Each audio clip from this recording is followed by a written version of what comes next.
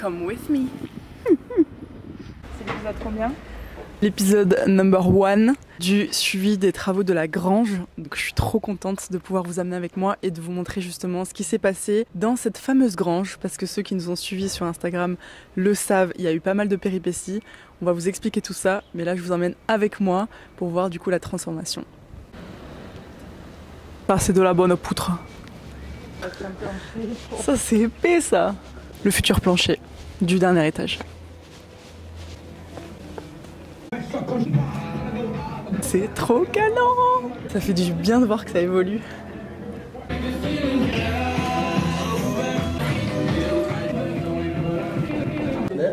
Et ça, le problème, c'est que quand vous allez arriver à la deuxième marche, vous allez taper la tête là.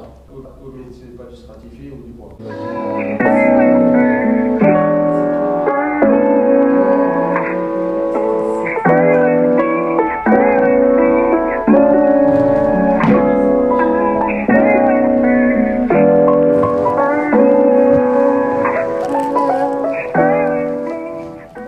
Allô?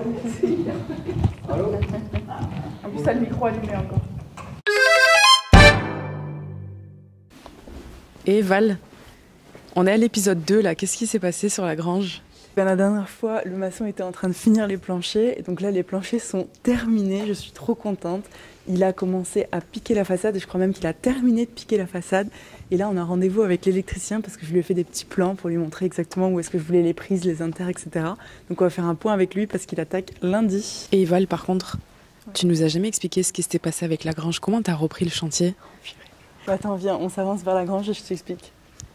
Viens voir, il y a tout qui a changé, il y a la façade qui est trop belle. Salut. On est devant la fameuse grange. On est devant la fameuse grange, en effet, et je suis trop contente maintenant à chaque fois de venir ici, parce que à chaque fois que je viens, ça a avancé, alors qu'avant ce n'était pas le cas du tout. À chaque fois qu'on venait, c'était avec un huissier, avec un avocat, c'était la galère sans nom.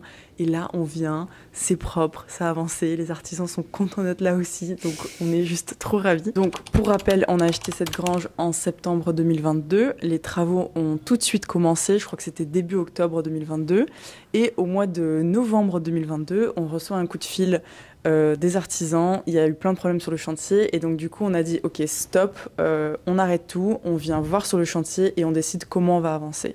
Et en fait, on était au Brésil à cette période-là, donc on a dû attendre de rentrer et on a fait un point du coup en janvier 2023 avec les artisans.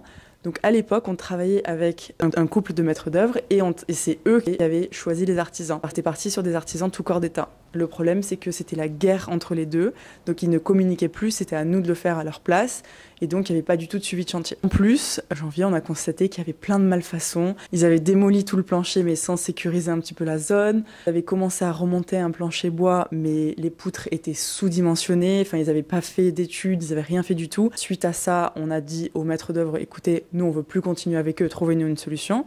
Et ben la solution a été trouvée toute seule parce que les artisans ont décidé de ne plus jamais donner signe de vie et de juste prendre l'argent et de partir. Donc ça a piqué un petit peu. On s'est quand même dit en parallèle, on commence des poursuites juridiques parce que on veut d'abord récupérer cet argent. Les poursuites ont duré de janvier 2023 à peu près juillet 2024. On avait quand même bien dit à l'avocate qu'on voulait pas que ça traîne, on voulait que ça avance vite, on voulait pas non plus aller au pénal, etc.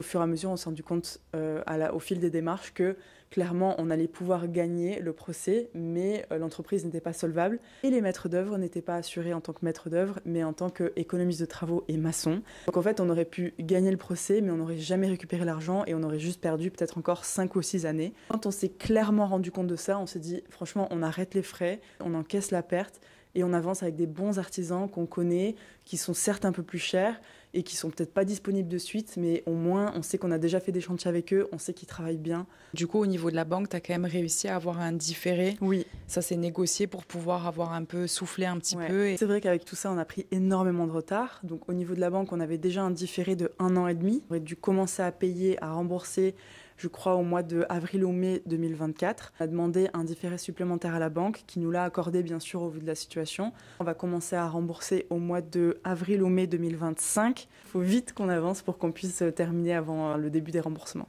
En gros, on garde la façade comme ça, enfin, tu sais, il va enduire. Il va refaire les joints. Ouais. Super nul. Donc du coup, on va vraiment garder la brique, ça va être apparent. Parfait, super. L'élève modèle. Ouais, non, franchement, c'est top.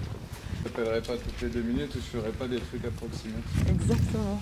Si jamais tu trouves qu'il faut rajouter des trucs pour en enlever.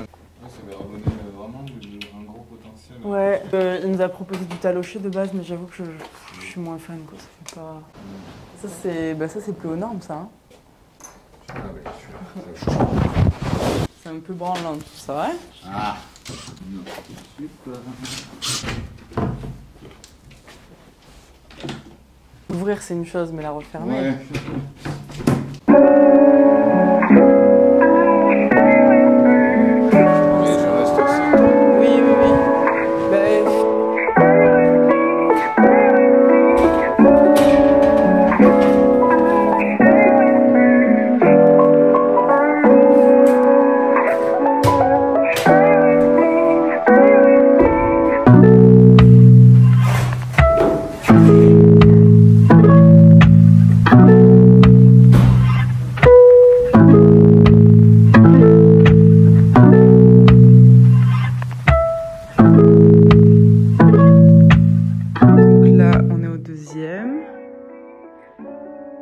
Ici, la première chambre, le couloir, la salle de bain et la deuxième chambre.